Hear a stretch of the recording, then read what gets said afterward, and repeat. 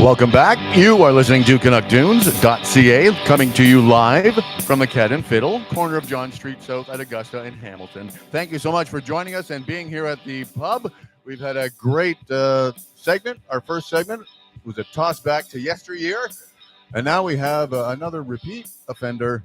But first, our host, please welcome Famous Framus. Thank you so much, Gary. I'll shamelessly start my own round of applause like I do every other week.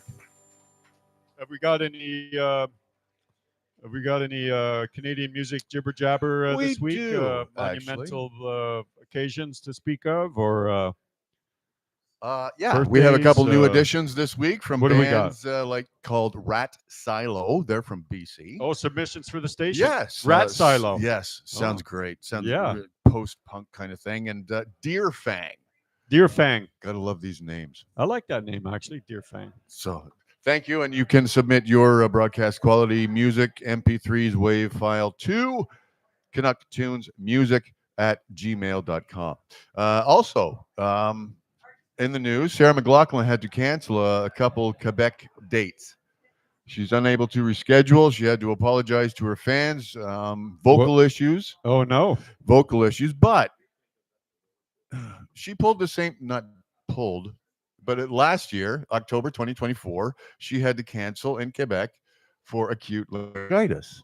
Wow. So it's like the family member that doesn't show up at certain functions. You got a reason why? Is it the poutine? It could be, but the curds? The poutine curds there on is the cords? amazing. Yes. So I don't know what the deal is, but again, we got a great day tomorrow with Alex and his birthday and Backflash and Famous and Betty company. So it's going to be a grand day Betty tomorrow. and that other guy, as Alex likes to call us. Yeah. Betty and that. Betty and him. Is that the preferred pronoun? Anyway.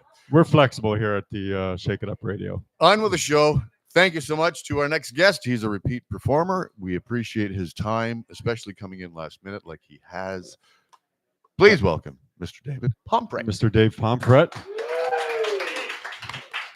Been an admirer of this gentleman for many decades now. We've seemed to be, well, we're contemporaries, so we've circled each other around the Hamilton music scene. And if there's somebody that you could introduce as a musician's musician, a songwriter, that would be our next guest, Mr. Dave Pomfret, everybody. True craftsman. True craftsman. You can keep clapping. I'm not not averse to that. All right. What do you got for us? Pretty sure I played this last time, but it's the first one that comes to mind. So this is nobody remembers last time. Exactly. They were hammered. What is yesterday? Exactly. We're living in the now. This Here is at Shake It called- Up Radio. It's called There Will Come a Day.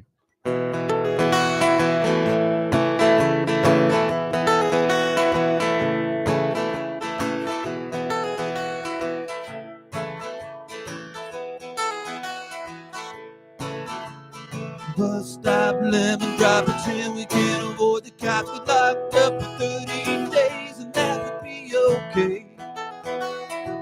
Yeah, that would be okay. We're drinking moonshine in the mine. I can't believe we're out of time. This just might be my favorite place, and I wish we could stay. Yeah, I wish we could stay. Shut up and tell me that there's a chance.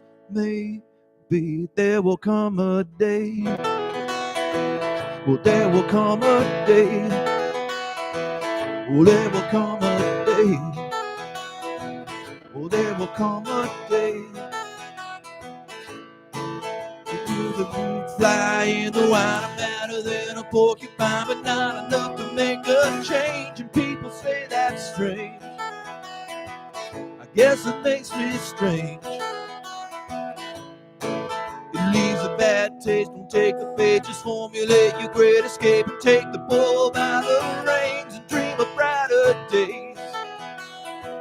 Yeah, these are brighter days. Shut up and tell me that there's a chance. Maybe there will come a day. Oh, there will come a day. Oh, there will come a day. Oh, there will come a day. Dream with me, you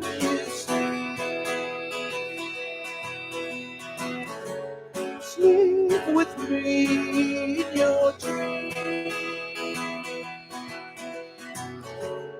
Dream with me when you sleep. Sleep with me in your dreams.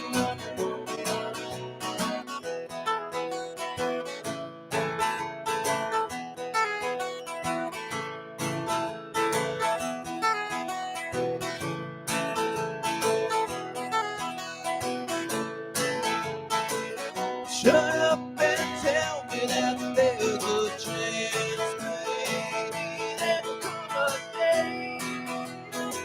There will come a day. There will come a day. There will come a day.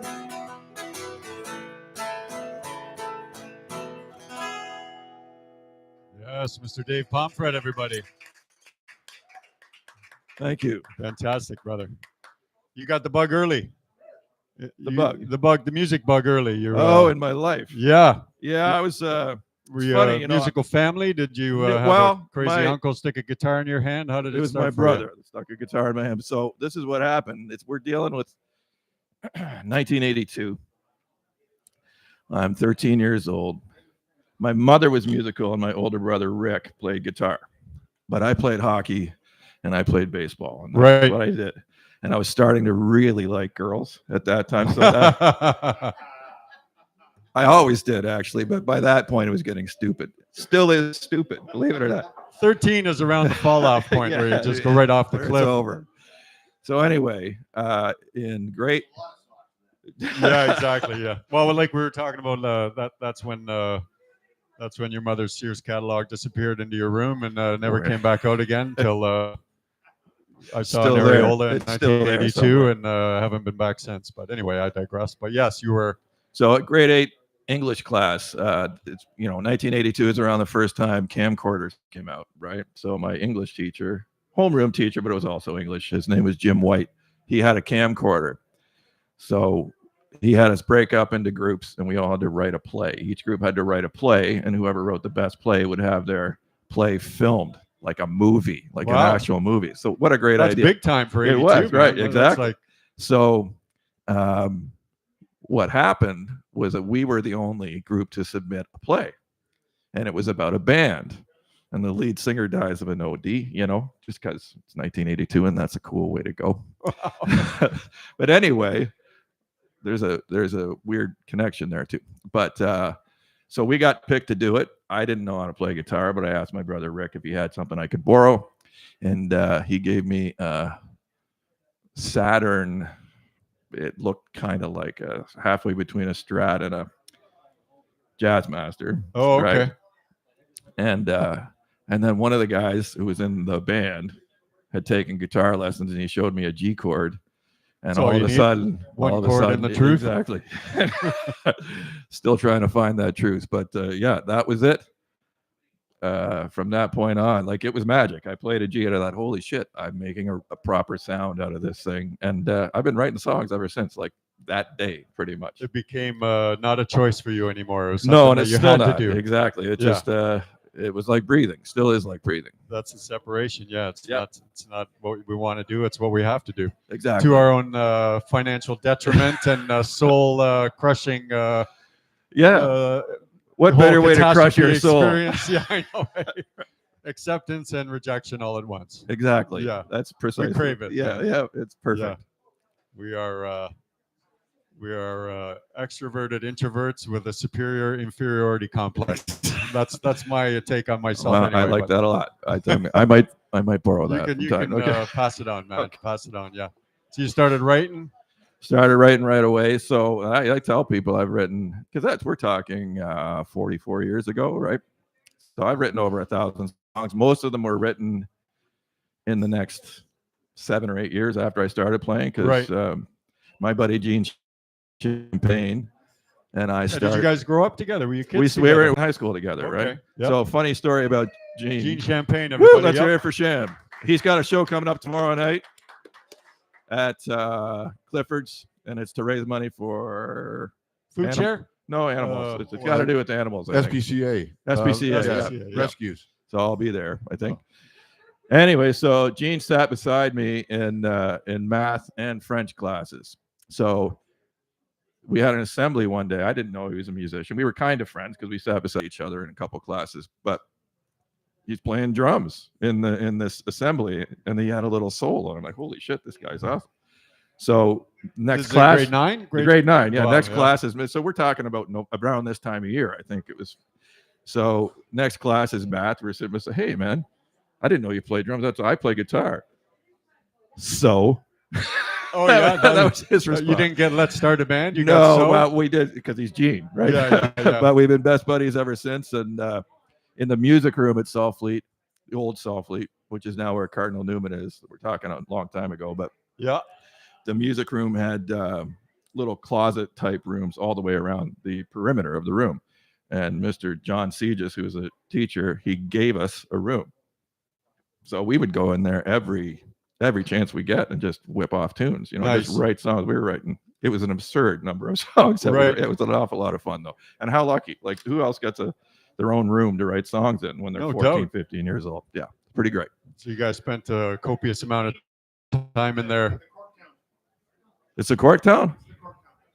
Okay, I stand corrected. That's at the Cork town. Thank you. Mary McNutt just looked Yeah. that up for us. Wait, Musical, if you're looking for information on shows, Dave Pomfret's not where to look. Mary McNutt. Mary McNuttapedia, Yeah. the rock reporter herself. Yes, exactly. So you guys were pumping out songs, and as you got through your high school years, did you find a bass player? Did you find? Well, another we did. guitar player? We found initially it was Joe Fazakis on bass. Maybe you're listening out there, Joe. And a fellow named Jerry Ducharme on rhythm guitar because I was a kick-ass. You were the lead. You were the shredder. I could do that, Oh, right? yeah. So I was a lead guy, and we played. This is great stuff. Actually, we started writing like right away, but we also played. Like Gene was fanboy of Teenage Head. Like to him, they were the best band in the world. Yeah. And I was into AC/DC and metal, right? And it's easier to play Teenage Head than it is to play Iron Maiden, right? Sure, So we stuck with Teenage Head, Ramones, and Forgotten Rebels. Those were the covers we did. And now Gene's in Teenage Head. How That's cool is crazy, that? yeah. So yeah, we started playing that stuff and it was going really well, but Jerry and Joe were not exactly punk guys. Gene and I think we had a rough idea what we were doing, but the other two guys were not that into it. So when we were 17, Gene and I were 17, we recruited Mike Treblecock and Eric Raid. Eric played bass and Mike played A couple more luminaries. well, yeah. So, that's when we went from being a fun little high school punk band to like an actual real band. Right. The Monday And, Nuns. Yeah, we were Yeah. the Monday Nuns the whole time. I can tell you how we got the name too. Nobody knows this shit, but you will now, folks. All right. Everybody settle down. We're about to get some historical perspective here. So on that. Champagne is a French name. Jean Champagne, that is his real name. His dad's name was Jean Champagne. Called him John. He barely spoke any English, but as was the norm back then, don't learn any language but English, right? Because it'll be embarrassing. What the fuck?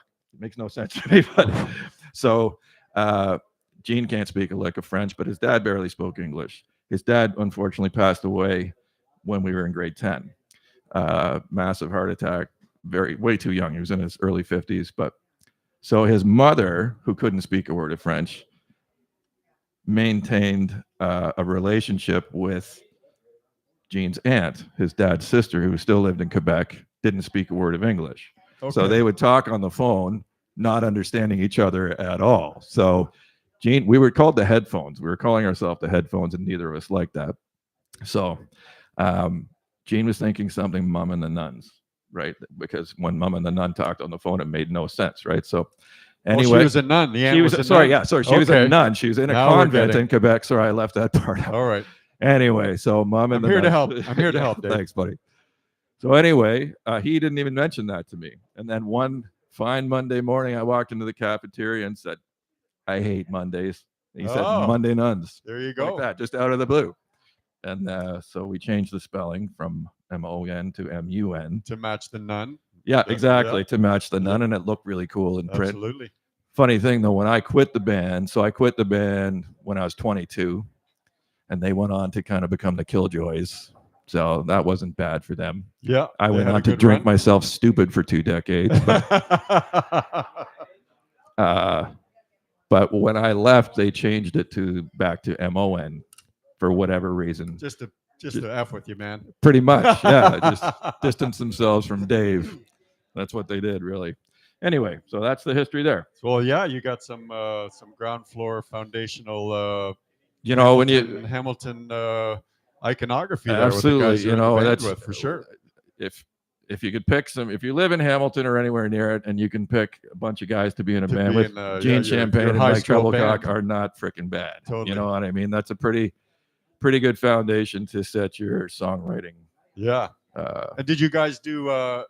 You guys were playing out at the time. oh Did yeah, you, we played all over the place. did you guys do recordings as well?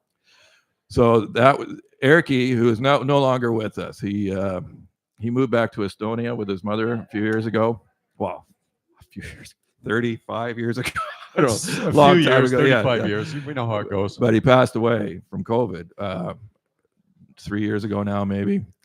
And but when he lived here, they lived on Tragina, and he set up a recording studio in his basement with a 4-track Fostex. Oh yeah. Right. Racing Piglet Productions. I wish you could still access this stuff, but we recorded literally every song we wrote. Wow. It's, and we still have some of it. Like like we still have access to some of it, and it's pretty, like no one else had that in the 80s, right? No, You no. had a tape recorder if you were lucky. Yeah. So we had a full-on studio, and Eric had a rough idea what he was doing, so it doesn't even sound bad.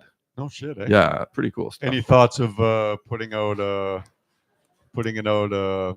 No. As No, kind so of the an archive kind of thing. I wish we could do something, but the only time we've ever kind of revisited, we did a Monday Nuns reunion thing when the Killjoys were at the height of their fame at the old Casbah. So right, early-ish 90s, early to mid 90s, we did that. Oh, when it was down the down the street there. Yeah. So after that, in 2012, Lou Molinaro from the St. Hollywood, and it was like January or February, he said, "Early notice, Liars coming June 2nd." So I messaged him and said, if that's the same Liars, we opened for them in like 1988. Turns out it was the same Liars from Boston, killer band. Anyway, Yeah. So we reunited to open for them there. At the St. Hollywood. Yeah. So unfortunately, Eric was in Estonia. He was still alive at that point, but he couldn't make it back. But it was me, Gene, and Mike, and John Daly played bass, and we played, I don't know, maybe 10 or 12 old Monday Nuns The old tunes. hits. And it was pretty, and we also filled the place. Yeah, beautiful. And I'd love to do another one, but the Killjoys are doing some reunion stuff here and there, right? And Gene's busy with his own stuff and with Teenage Head, and it's it might take us a practice or two to get to remember the tunes anyway. Yeah. Funny story about that though. I have a lot of funny stories. That's what we're here for, Dave. So when I had commented, so I didn't message Lou, I commented on his post, right?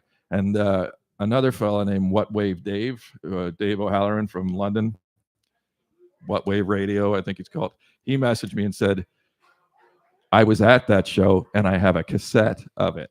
No way. It was January 1st, 1988, New Year's Day at Teasers, which was on King Street across from Eddie's, where it used to be there. And so this guy mails me a cassette. And two things. A, we were pretty good. It was right off the top. This guy would just go to shows and plant his Walkman on a table and record the whole bloody show. And he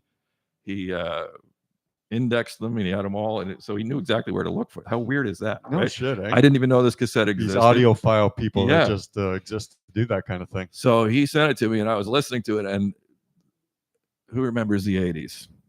No one was ever in tune, ever. There was no automatic tuner, so everything was, we're all hammered. Give me an A. You know. So it was close enough. It was always close enough. Close but, enough, man. Yeah.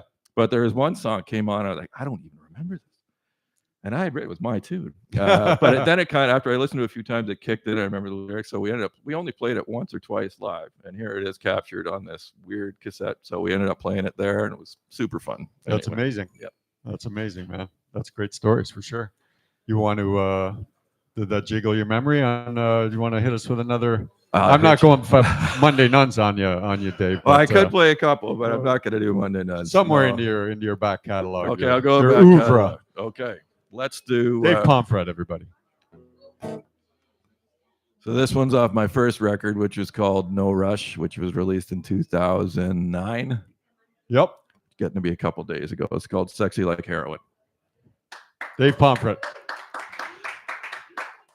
And the funny story, or the weird story from before, my brother, who had given me the guitar, and when I was 13, so we could do about a play whose lead singer, the band whose lead singer died of an overdose. My brother passed away of a drug overdose. Oh shit. Yeah, when Sorry he to was hear that, 37.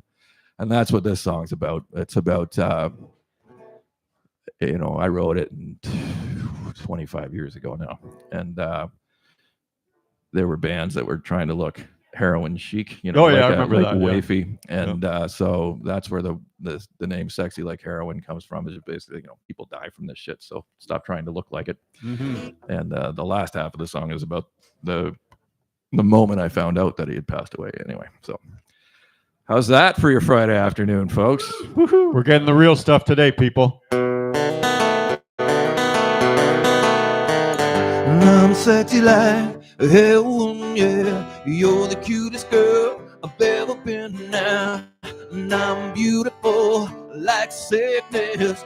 My skin lacks thickness, but hey, do you play the game? It's not like you got about it anyway. It's better than it was before. And you don't even have a clue that your world is going straight to hell. I do believe it's just as well.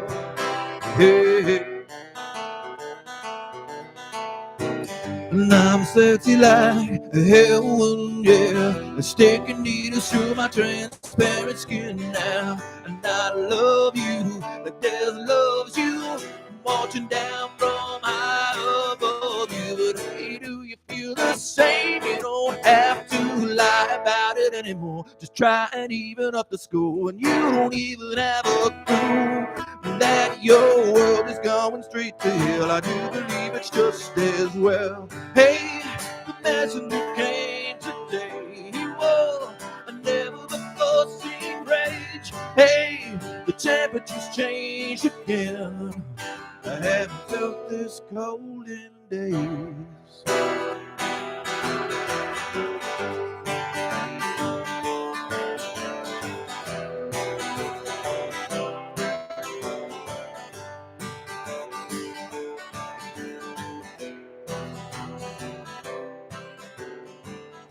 I'm sexy like heroin, yeah. I'm sexy like heroin, yeah. I'm sexy like heroin, yeah. I'm sexy like heroin, yeah. Hey, the messenger came today. He wore a never before seen rage. Hey, the temperature's changed again. I haven't felt this cold in days. Hey, the messenger came today. Oh, never before seen rage. Hey, the temperature's changed again. I haven't felt this cold in days. Yeah. Thank you. 3 chords and the truth, man. Yeah, I don't. What kind of, you know, you're obviously a prolific songwriter, and it's something that you have to do. Do you consider yourself? And some people aren't really or can put themselves in multiple categories. Like myself, I'm a 3 chords and the truth kind of. I write about what I'm living. Yeah. Like as opposed to like Springsteen can write story songs like they're movies. You know what I mean? Yeah, like for sure. And is that like you wrote that song about? Obviously, something that's that was Sure, it jolted helped, you like, about so- your brother. Is that something that you would consider yourself more of a, shit happens in life and now this is how I process it kind of songwriter? Or I'd say 100% that it with my current band is Fry Truck. great band, great band, thank Fry you. Truck. So when we first started the band, Mike Troublecock was in that band as well. So and we had 3 songwriters, myself, Mike, and Dan Danny, Metakovich. another And, great geez. giant. Yeah, Yeah, yeah. great So guy. lots Great of artist. good songs. But I would joke that if Dan wants to write a song, he can read about the plight of the Hamilton steelworker in a newspaper Right. and sort of become the Hamilton Inhabit steelworker, that, inhabit the spirit of Yeah, the yeah, Hamilton for sure. steelworker and write a song. Or if he could read a song or read a newspaper article about a van that accidentally drove into the river, and he could write a song about how the van was built. Yep. Yeah. And I can't remember the analogy I would use for Mike, but it was something along the same lines. He could conceive of a van driving in the river. Like- I would drive the van into the river. and then write a song about it. Exactly. Yeah. That's the difference between I gotta live the shit, and that's where the songs come from. That's, Yeah, 100%. yeah. For sure. And it seems to be, again, speaking for myself, like my most prolific times were the times when I was trying to process something, be that, addictions, dissolving of relationships, deep exposure to mortality of loved ones, kind of thing, like trying to, and that would be, I kind of found myself kind of in and out of the music scene and in and out of being kind of inspired until some shit hit my fan, and then it was like all I could do was write songs about it. Yeah, and that's people have noticed maybe that I've had a few relationships over the years. I'm not sure that's what it is, Mary. In love I with just- love, but love doesn't like you very much. It's fodder. Well, though, if we got into the actual statistics of it, it's crazy. Hey, we're being honest here. I have lived with 15 women, folks. Right? 15 women, 15. yeah. And each I'm one not is- sure that's love and love. That's just full on insanity, is what it is. So anyway, constant material. Yeah, right? exactly. That's, Each one gets 5 songs. There's 75 Sure, exactly. songs right off the top. You need an album? Break up. Yeah, Perfect. yeah. When things are going good and you're happy, there's fuck all to write about. Exactly, right? That's it. Just becomes a little mundane. Yeah, for sure. So that was your, that was kind of you're just going along and existing and living your life, and life just seems to be able to just keep giving you situations that you can write about. Exactly. I suppose that's what it is. That being said, I never ever sit down and try to find inspiration. Right. I sit down, I pick up the guitar, or I sit at the laptop or whatever, and sometimes it comes. And if it comes, I'll work it. If Absolutely. it doesn't come, I'll not work it. No, I think Exactly. You got to be in there's touch, right? there's a deliverance there that Absolutely. that we have to have our antennae Exactly. tuned to. You got to be I'm not in taking touch with the credit for- channel. for sure. Yeah, Absolutely. yeah. Like I've heard analogies of when we used to have the old kind of Yeah. old radio tuners. Absolutely. And it would be fuzz, fuzz, fuzz, locked in, fuzz, fuzz, fuzz, locked in. Yep. And I've felt that. That's how it feels to me. And I talk to some of my dearest friends who write songs. Joan, who's here now, they edit and edit and edit. Some of my favorite songwriters edit and edit. Song's the boss. Yeah, Like absolutely. when it comes, it comes. Sometimes I figure out what the hell it's about 10 years later. Right, but absolutely, yeah. I don't write them. It tells you when it's done. Exactly. Sometimes the ones come you can't. I've had some that I can't even write it down fast enough, and it's done. Yeah, some of them. Those are usually the I've good written ones. lots that I write a verse and a chorus, and 15, 20 years later, the second verse comes. Right. And it's better than the first one. But if I try to write it, if I sit down and try to write it, it's lousy. Yeah. Yeah. And how about? I know there was a time. I don't think this way so much anymore, but there was a time when I was in one of those prolific periods of songwriting that, like, if I wasn't writing a song every couple of days, man, I was going to lose it. I was going to lose the ability to. I've to never tune felt it that. in. I've never, because here's when I quit the Monday Nuns, I was 22 years old, and I was in a desperate hurry to get married, have kids, get on with my life, you know. So you And wanted to also, leave music behind. You were out. I was out of I kept writing songs, but I didn't perform for 20 years. Wow. I had one very drunken gig at the Out and About just up the street from here. Mike and I played there. It was like 17 years after I quit. I think I was 39 or so, and that was it until I released my first record. Mike convinced me to put a record out, so I did. Right. And people remembered me somehow. And next thing you know, I'm back in the scene, and I've You're been in the scene, yeah. in the scene So ever that since. was like early 2000s. 2009. Okay. 2009 Yeah. that happened. Yeah. So I went from I was 22, so 1990 I quit the Monday Nuns, and I didn't really play again until 2008, 2009. Almost 20 years. Yeah. Yeah. But were you still writing in that period? I or wrote you- constantly. Yeah. Yeah, but it didn't matter. Like I didn't feel like I had to.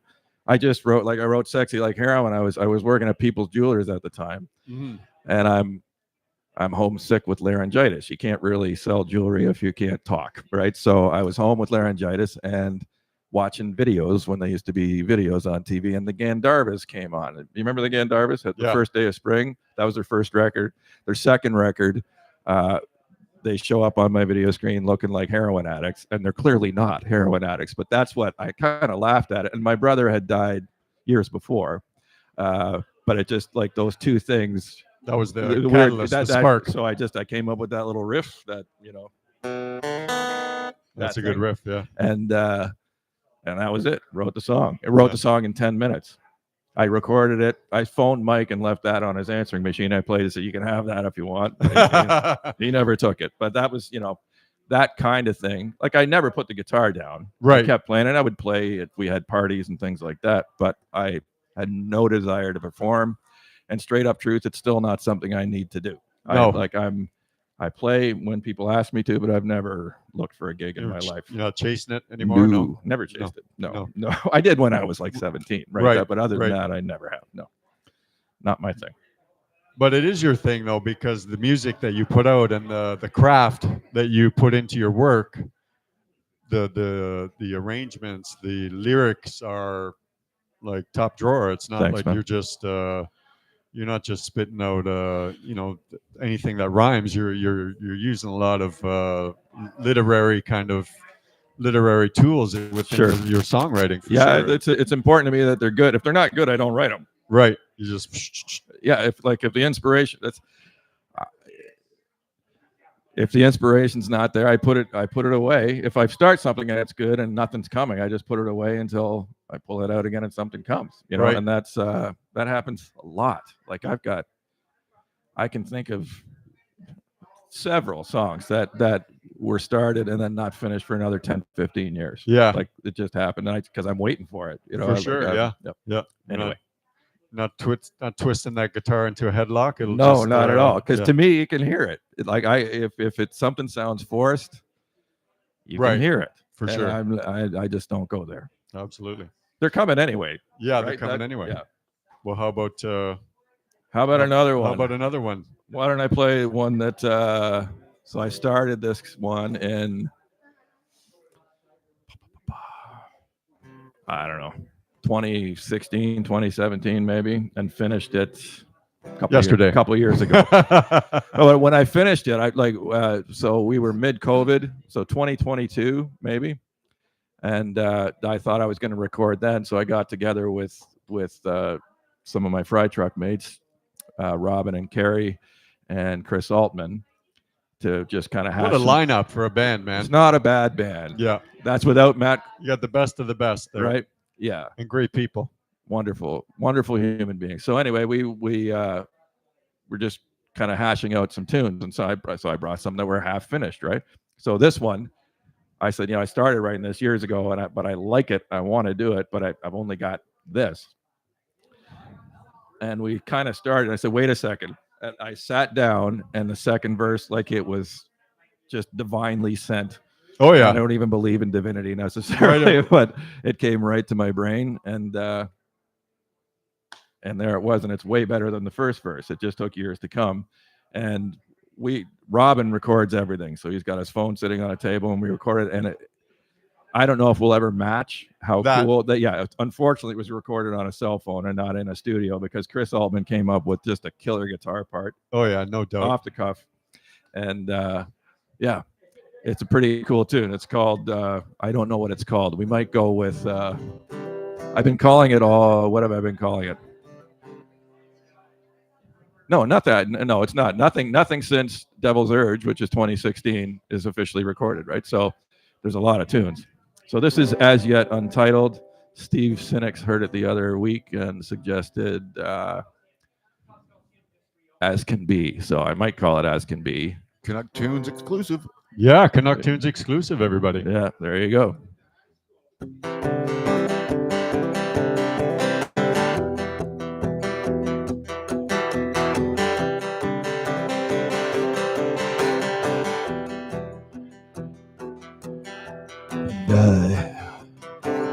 I've seen it all. Surround myself with fire and brimstone balls. So do you. I pick my play. Breathe a little hope into these bones you see. Because misery's enough to drive me crazy. Oh, even though it's a winding road, we're walking all the way as far as we can see. Take it slow, do it on our own, 'cause we are beautiful as beautiful can be. You and me. Breathe, breathe it in. Revel in it, whether in virtue or in sin. One try letting go. You've been carrying the weight for longer than you know. And if you leave the ghost behind, they'll set you free. Oh, even though it's a winding road, we'll walk it all the way as far as we can see. Take it slow, do it on our own, 'cause we are beautiful as beautiful can be. You and me.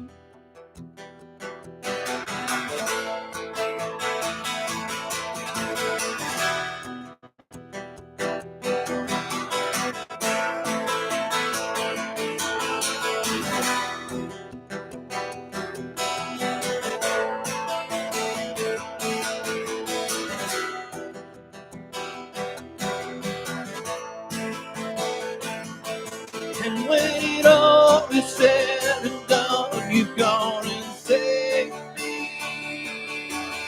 Oh, even though it's a winding road, we'll walk it all the way as far as we can see.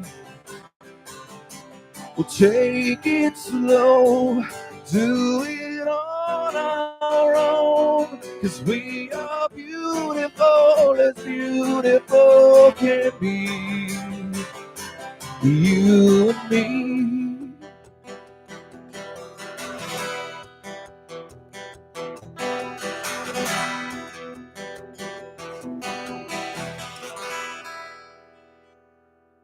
Dave Pomfret, everybody. Thanks, guys. That's a ripper, man. You gave me a sore throat singing that one. Well, that's nothing. So what was it? What was going on in 2009 that made you want to give up the straight life and get back on the crazy train, record music Well, and play straight music up- and Straight up truth, my stepmother passed away in 2008, left me a little bit of money. right? And it was more out of spite than any other thing, to be honest with you, because Spite is a powerful tool. Oh, Don't God, is it diminish ever. spite. so I was, when I started playing guitar at 13, I start the Monday Nuns with Gene. I have no amplifier, right? So I'm screaming, pleading for an amplifier for birthday, Christmas, whatever. Got the best hockey equipment money could buy, Right. right? Which is not an amplifier. No. It's not. So, and that just I live with my dad and my stepmother. My stepmother was a very wealthy lady, and neither of them were musical like at all. So they just didn't understand what I was doing. And my brother, Were they over the line and anti-musical? Like, what are you doing with yourself? well, kind it's of not a job. not You don't musical? even. I said I'm not going to necessarily do it as a job, but I would like to play. Well, you don't want to be playing in bars. That was my stepmother. My dad was a drunk, so playing in bars. So, but it was just basically because they never really supported my music, and once I got to be a little bit of a deal, they understood that I was a little bit of a deal. But before that, they didn't really. And when she passed away, when my dad married my stepmother, all the nieces and nephews of my rich stepmother were very worried that we were going to steal their money. Right. So my dad had to sign a prenup of some kind that we weren't getting anything, but we got a life insurance policy. So I got a little bit of money. Right. Okay. So I decided to use that to record a record. Right. Oh, okay. So that was really why I did it. And I still didn't have any designs on splashing back into the scene, but it just sort of generically happened, Well, if you're going to put a record out, then you got to service that record, right? I mean, if anybody noticed, I really was just recording it for one of the 15 women I lived with, really. So, even though the songs were about several of the other women. Okay, now we're talking body count. Body count, yeah. And where did you do the record? There was a studio called Vibe Wrangler Studios, which is where Paper Box Studios are now in Cumberland and Gage area. Boxcar, sorry, not Paper. Boxcar Studios. Yeah, so, and that's where we had the release party. It was kind of neat. So Glenn Marshall and Michael Keir were the principals of that place. Okay, Glenn and Marshall, that's where I met John Daly, who ended up playing bass for us when the Monday Nuns reunion, because he worked as like a tech guy. Right. So those two fellas, and Mike Treblecock produced it for me. So that's where we recorded that, and it people seem to like it. Got a nice write up by Graham Rockingham and the spec, and what the heck, I was surprised. And then did you kind of put yourself out there as far as a live act and put a band together to support the kind of like selling the records, selling the CDs? No, I didn't. No, I just ended up kind of with a band. This Mike Treblecock and who else? It's Ingrid Costello and Gary White played guitar for me. Wow, that's amazing. Another Pete Sisk on bass, right? Like, so this was a pretty good band too, right? So that's that we played 2 gigs, I think, because it wasn't really a band. It was just like the gigs. Yeah. People asked me to put a band together to play a gig, so I did. But it wasn't. In 2000, I quit drinking in 2010, and within a couple months, Dan Medikovich messaged me to start Fry Truck. Okay. Right. So that's Fry Truck happened in 2010, and that's kind of been my band ever since. Right. And did he kind of wrangle Robin and Carrie and they CJ didn't come. And all them? No, because there was no CJ and there was no Robin, because I don't think Carrie had met Robin yet. Right. Oh, okay, Carrie was actually dating Barry. They met here. Yeah. Well, they met through Mary. Yeah. But Carrie, Mary Simon. But Carrie was dating Barry Mack at the time. Barry Mack and the One-Eyed Jacks. Yeah. So anyway, when we started the band, Carrie suggested her friend Linda Dumo to play drums. Yep. Right. And So and Dan thought it'd be cool to have a girl rhythm section. So Totally. that's why we had Linda and Carrie. Mike Treblecock was the third songwriter then, and Chris Wheeler played pedal steel. Wow. Yeah, so that's not a bad little band You've either. You've He's on the had show some pretty next week. crappy bands, eh? So then there was some. I love Mike with all my heart. He's not the easiest guy to be in a band with for me, and I'm not the easiest guy to be in a band with for him either, right? So right. we decided to part ways, and then we went on for a little bit, and then sort of dissolved, and then came back together. When we came back together, CJ was on pedal steel, and that's Chris Altman and Robin was the drummer. I came here actually when Mississippi Bands had their residency, and they called me up to do a couple tunes, and I did. So I do a couple tunes, and the first time I met Robin, I turned around and said, "You are hired. You stole Robin. Yeah, you're playing with me moving forward." And that's he's the hardest working man in show business. He's anyway. also just got there. Nobody sounds like that. Yeah, nobody's. And I think the way he plays, well, he can marry with any style, but I kind of play percussively, totally, for sure, and it works really well with the way I play guitar. So I love them. I love them all like brothers and sisters. Absolutely, guys, yeah, great people. Yep. So it's a pretty good band still, different, but we're it's a solid band. And you guys do. You've got another benefit. Coming up soon. Because you were saying you only put the band together now once or twice a year. We just did a show at CeeLo. In Hess Village. Oh, we called it patio, the acoustic show. Yeah, it was really neat. How'd that go? We called it Fry Truck Disassembled because it was because Carrie now is a singer-songwriter, right? She's a hell of a singer-songwriter.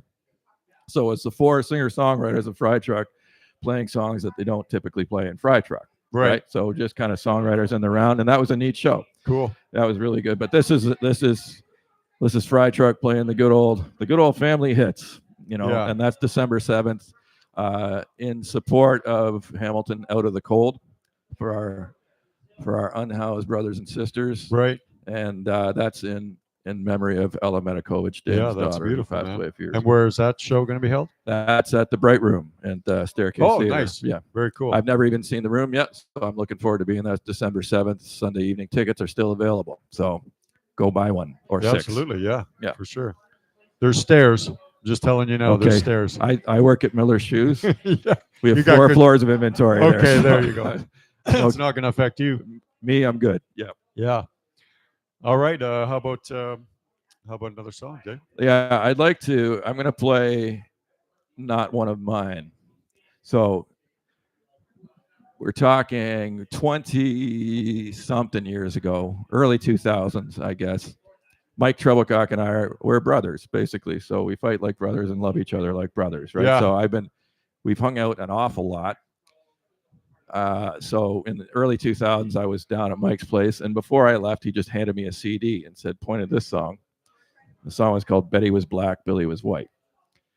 So I put the CD in my car and I listened to this tune, but I let the CD keep playing. And then I realized that this guy had been in my little room in the songwriting channel. I feel like he had infiltrated my room and stolen some Dave songs. Really? And his name was Todd Snyder. And, Todd Snyder, yes. And I became a huge fan that day. I've been a huge fan ever since. To me, he's at least as good as anybody else who's ever lived. I've been loading up on some Todd Snyder stuff the last few nights. Actually, yeah, it's because a sad time. So a couple weeks ago, we learned that he had been assaulted outside his hotel in Salt Lake, and had some issues being treated at the hospital. And there was an altercation, but he had to cancel his tour. And he had just released an album called High, Lonesome, and Then Some. High, Lonesome, and Then Some. That's all you really need to know about Todd. That's a great freaking title, right? Yeah. He's just a genius with words. Anyway, a week or so later, it was put out that he had been undiagnosed walking pneumonia. Yeah. So put him in your thoughts. And the next morning, after I was hanging out with Joan, we were listening to some tunes, and I we have played a Todd song a couple times, and I played a bunch more for her. Went home and woke up in the morning and found out that he was maybe dying while we were playing those songs. It was really kind of weird. So I've been playing this one for years. To me, lyrically, it's probably the best song ever written. I say that about a bunch of songs, but this one has just got so many lines that would be any other writer's best line, all in one song. It's called Play a Train Song by Todd. Nice.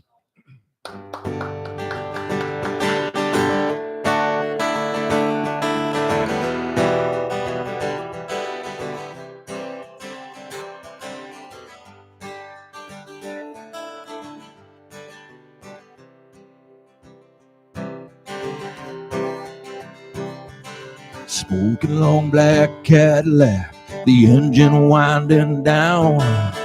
He park it up on the sidewalk like he owned the whole damn town. I hear him talking to some chick through a thick ghost of smoke, through a thicker haze of southern comfort and cold. Say, girl, you're harder than the hinges hanging off the gates of hell. Don't be afraid to turn to me, babe, if he don't treat you well. And by he meant me. So I laughed and I shook his hand. And he laughed a little bit louder as he yelled up to the band to play a train song. And pull me one more round. Make them leave my boots on the day they lay me down. I am a runaway locomotive out of my one-track mind. And I'm looking for any kind of trouble that I can find. I got this old black leather jacket, got this pack of Marlboro Reds, got this stash here in my pocket. I got these thoughts of my own. I have the right to run until I've got to walk, until I've got to grow. This moment that I'm in right now and nothing else at all. So play a train song, pull me one more round. Make them leave my boots on the day they lay me down. I am a runaway locomotive out of my one-track mind.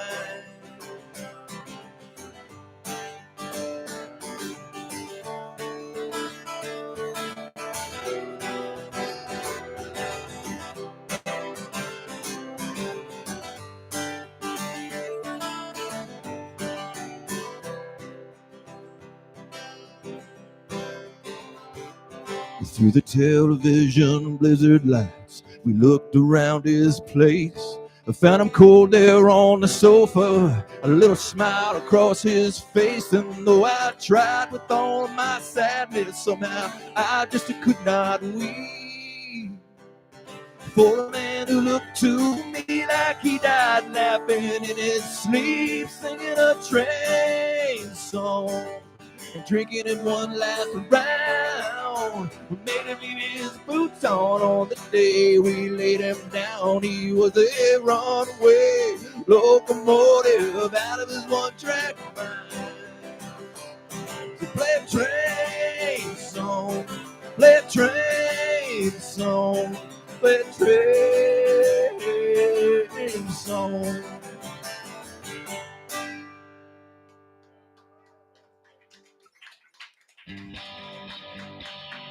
Thanks to Dave Pomfret and Backflash for this edition of Shake It Up, broadcasting from the Cat and Fiddle, John Street South at Augusta in Hamilton.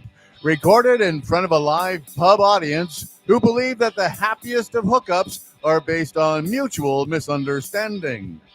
Next week, welcome Evan Rotella and the Chris Wheeler Band. For Famous Ramus, Kimberly Robin, and myself, Gary Greenland. Thanks for joining us. Stay safe. This is CanuckTunes.ca. All Canadian, always.